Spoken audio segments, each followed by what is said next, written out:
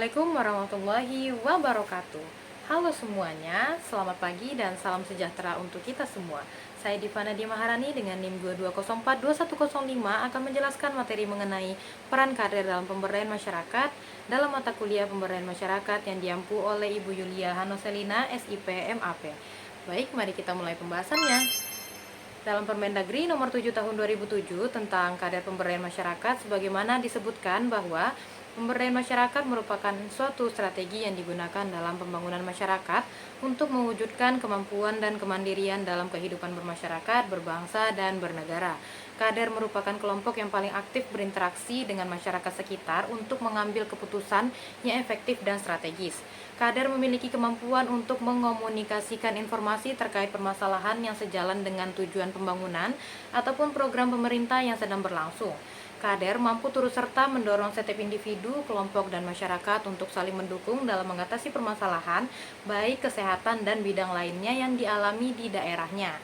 Kemudian Permendagri RI nomor 7 tahun 2007 tentang kader pemberdayaan masyarakat dalam konsiderannya menyatakan bahwa dalam rangka penumbuh kembangan penggerakan prakarsa dan partisipasi masyarakat serta swadaya gotong royong dalam pembangunan di desa dan kelurahan perlu dibentuk kader pemberdayaan masyarakat desa.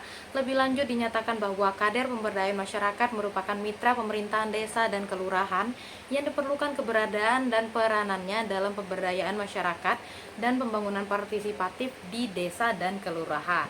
Adapun peran kader pemberdayaan masyarakat atau KPM intinya adalah mempercepat perubahan atau enabler, perantara atau mediator, pendidik atau edukator, perencana atau planner, advokasi, aktivis, dan pelaksana teknis atau technician roles. Dalam Peraturan Menteri Desa Pembangunan Daerah Tertinggal dan Transmigrasi Republik Indonesia Nomor 3 Tahun 2015 tentang pendampingan desa, pada bagian keempat disebutkan tentang hal-hal terkait kader pemberdayaan masyarakat desa. Pasal 18 ayat 1 menyebutkan bahwa kader pemberdayaan masyarakat desa bertugas untuk menumbuhkan dan mengembangkan serta menggerakkan prakarsa, partisipasi, dan swadaya gotong royong. Pasal 19 ayat 1, kader pemberdayaan masyarakat desa mendampingi kepala desa dalam hal pengorganisasian pembangunan desa, dan pada ayat 2 dijelaskan kader pemberdayaan masyarakat desa melakukan pengorganisasian terhadap pembangunan, pemanfaatan, dan pemeliharaan infrastruktur dan lingkungan desa seperti tambatan perahu, jalan pemukiman, jalan desa antar pemukiman ke wilayah pertanian, pembangkit listrik tenaga mikrohidro, lingkungan pemukiman masyarakat desa atau infrastruktur dan lingkungan desa lainnya sesuai dengan kebutuhan dan kondisi desa. Kemudian melakukan pengorganisasian terhadap pembangunan, pemanfaatan, dan pemeliharaan sarana prasarana kesehatan seperti air bersih berskala desa, sanitasi lingkungan, pelayanan kesehatan desa dalam bentuk pos pelayanan terpadu atau bentuk lainnya, dan sarana prasarana kesehatan lain sesuai kondisi desa. Selanjutnya yaitu pembangunan, pemanfaatan, dan pemeliharaan sarana prasarana pendidikan dan kebudayaan meliputi taman bacaan masyarakat, pendidikan anak usia dini, balai pelatihan atau kegiatan belajar masyarakat, pengembangan dan pembinaan sanggar seni, dan sarana prasarana pendidikan penelitian lainnya sesuai kondisi desa. Kemudian pengembangan usaha ekonomi produktif serta pembangunan, pemanfaatan, pemeliharaan sarana prasarana ekonomi yang meliputi pasar desa, pembentukan dan pengembangan BUM desa, penguatan permodalan BUM desa, pembibitan tanaman pangan, lumbung desa, pembukaan lahan pertanian, pengelolaan usaha hutan desa, dan lainnya. Kader pemberdayaan masyarakat desa berperan dalam pengorganisasian pelestarian lingkungan hidup yang meliputi penghijauan, pembuatan teras ring, pemeliharaan hutan bakau, perlindungan mata air, pembersihan daerah aliran sungai, perlindungan terumbu karang, dan lainnya. Peran kader dalam pemberdayaan masyarakat sangat penting dalam memfasilitasi proses pembangunan dan meningkatkan kualitas hidup masyarakat secara keseluruhan. Terdapat beberapa peran utama yang dimainkan oleh kader pemberdayaan masyarakat. Yang pertama yaitu fasilitator, yaitu kader pemberdayaan masyarakat bertindak sebagai fasilitator dalam memfasilitasi berbagai kegiatan pemberdayaan. Kader membantu memobilisasi sumber daya, mengorganisasi pertemuan, dan memfasilitasi diskusi antar pihak. Yang kedua, pendidik dan penyuluh. Kader pemberdayaan masyarakat memiliki peran penting dalam menyediakan informasi, pengetahuan, dan keterampilan kepada masyarakat. Mereka dapat memberikan penyuluhan tentang berbagai isu yang relevan seperti kesehatan, pendidikan, dan lingkungan sosial ekonomi.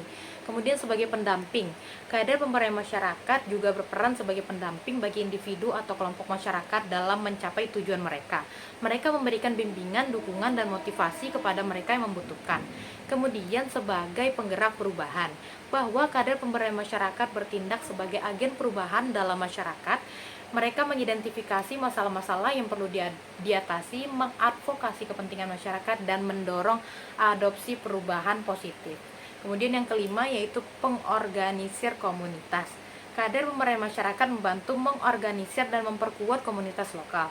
Mereka membangun jaringan sosial dan memfasilitasi kolaborasi antar warga dan memobilisasi partisipasi aktif dalam berbagai kegiatan. Kemudian yang keenam, terkadang kader pemberdayaan masyarakat berperan sebagai mediator dalam menyelesaikan konflik atau perbedaan pendapat di antara anggota masyarakat. Mereka membantu memediasi dialog dan mencari solusi yang memuaskan bagi semua pihak yang terlibat. Kader berperan sebagai mediator ketika kita dan masyarakat sama-sama tidak memiliki pengetahuan terhadap sesuatu yang sedang dibahas, dipelajari, dibutuhkan untuk dipelajari, diakses, dan lain-lainnya. Beberapa hal yang perlu diingat dalam berperan sebagai mediator yang baik adalah yang pertama, seorang kader tidak perlu harus tahu semuanya. Yang kedua, kita hanya harus tahu apa yang kita tidak tahu atau apa kebutuhan belajar kita. Tugas seorang kader bukan memberikan sebanyak-banyaknya informasi kepada masyarakat, tapi membangun kegiatan yang menimbulkan kebutuhan untuk belajar dan belajar terus. Masyarakat sebaiknya juga perlu tahu sumber belajar yang tersedia untuk suatu kebutuhan belajar. Mendorong masyarakat untuk dapat mengakses sumber belajar, informasi, atau bahkan sumber pendanaan yang tersedia termasuk dengan menggunakan fasilitas yang ada dan mencari narasumber yang tersedia. Kemudian yang ketujuh yaitu monitoring dan evaluasi. Kader pemberdayaan masyarakat membantu dalam memantau dan mengevaluasi kemajuan program pemberdayaan yang dilaksanakan. Mereka mengumpulkan data, mengidentifikasi masalah, dan memberikan umpan balik untuk meningkatkan efisiensi program. Kader berperan sebagai moderator ketika kita dan masyarakat sama-sama memiliki pengetahuan terhadap sesuatu yang sedang dibahas, dipelajari, dibutuhkan untuk dipelajari, diakses, dan lain sebagainya. Moderator yang baik harus mampu membangun proses dialogis antara peserta untuk menanggapi, menganalisis, dan mengembangkan gagasan berdasarkan pengetahuan dan pengalamannya sendiri. Seorang kader harus mengajak peserta berdialog tentang sesuatu yang sama-sama diketahui.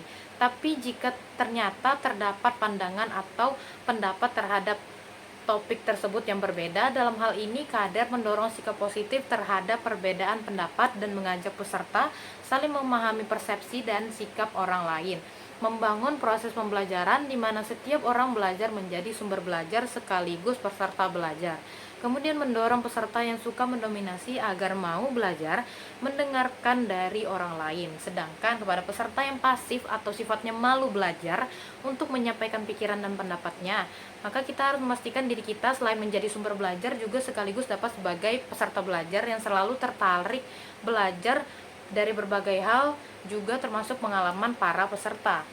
Kemudian kader berperan sebagai motivator karena ketika kita tahu dan masyarakat tidak tahu terhadap pengetahuan terhadap sesuatu yang sedang dibahas, dipelajari, atau diakses, beberapa hal yang perlu diingat dalam berperan sebagai motivator yang baik antara lain. Yang pertama, perlu meyakini bahwa sesungguhnya setiap orang pasti punya pengalaman yang bisa dibagi. Sikap mau belajar dari orang lain ini membutuhkan kerendahan hati, apalagi bila belajar dari orang yang dianggap berpendidikan rendah atau tidak mempunyai pengalaman apapun. Yang kedua, setiap orang juga punya pendapat atau pandangan yang bisa dipertukarkan. Yang ketiga, kita selalu bisa belajar dari siapa saja untuk mendorong masyarakat agar mau belajar dari orang lain. Yang keempat yaitu mendorong kepercayaan diri masyarakat bahwa pengetahuannya penting bagi orang lain atau tidak mengubah citra diri sebagai orang yang bodoh karena tidak sekolah tinggi. Kader juga berperan sebagai narasumber ketika kita tahu dan masyarakat tidak tahu terhadap sesuatu yang sedang dibahas, dipelajari, dibutuhkan untuk dipelajari atau diakses, dan lain sebagainya. Beberapa hal yang perlu diingat yaitu sebagai narasumber yang baik kita perlu tahu bahwa seorang kader sebaiknya menguasai tentang pemerintahan desa dan aspek lain terkait tugasnya selaku kader. Yang kedua, sebagai narasumber, kader juga bertugas mendorong masyarakat atau perangkat desa tentang ruang lingkup penguatan kapasitas pemerintahan desa. Yang ketiga, mendorong peserta menerima pendapatnya sebagai alternatif dari pendapatnya sendiri. Kemudian yang keempat yaitu mendorong peserta untuk memeriksa apakah pengetahuan baru perlu diterapkan atau tidak, butuh atau tidak. Kemudian terdapat berbagai jenis kader yang dapat kita kenali dalam lingkungan sekitar kita. Yang pertama yaitu kader pembangunan. Kader pembangunan itu adalah kader yang terlibat dalam memfasilitasi proses pembangunan di tingkat masyarakat. Mereka bekerja untuk meningkatkan infrastruktur kesehatan, pendidikan, dan berbagai aspek pembangunan lainnya. Yang kedua yaitu kader pendidikan, kader yang berperan dalam meningkatkan akses dan mutu pendidikan di masyarakat. Mereka bisa terlibat dalam penyuluhan tentang pentingnya pendidikan, mendampingi anak-anak belajar, atau membantu program baca tulis. Yang ketiga yaitu kader lingkungan, yaitu kader yang bekerja untuk meningkatkan kesadaran lingkungan dan melaksanakan program yang berhubungan dengan pelestarian alam, pengelolaan sampah, dan keberlanjutan lingkungan masyarakat. Yang keempat yaitu kader ekonomi, yaitu kader yang membantu masyarakat untuk meningkatkan kemandirian ekonomi mereka, baik melalui pelatihan keterampilan pengembangan usaha kecil atau juga akses terhadap sumber daya ekonomi lainnya. Yang kelima yaitu kader sosial, yaitu kader yang fokus pada penanggulangan masalah sosial di masyarakat seperti kemiskinan, pengangguran, atau masalah sosial lainnya.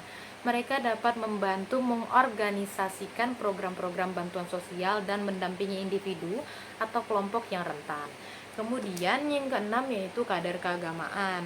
Kader keagamaan adalah kader yang bertugas dalam hal-hal keagamaan seperti penyuluhan agama, pembinaan akhlak, atau pelayanan keagamaan lainnya yang berkontribusi pada pemberdayaan spiritual masyarakat. Yang ketujuh yaitu kader pemuda atau mahasiswa, yaitu kader yang terlibat dalam aktivitas dan program yang berfokus pada pembangunan pemuda dan mahasiswa, termasuk pendidikan, pengembangan keterampilan dan kepemimpinan, dan pemberdayaan generasi muda.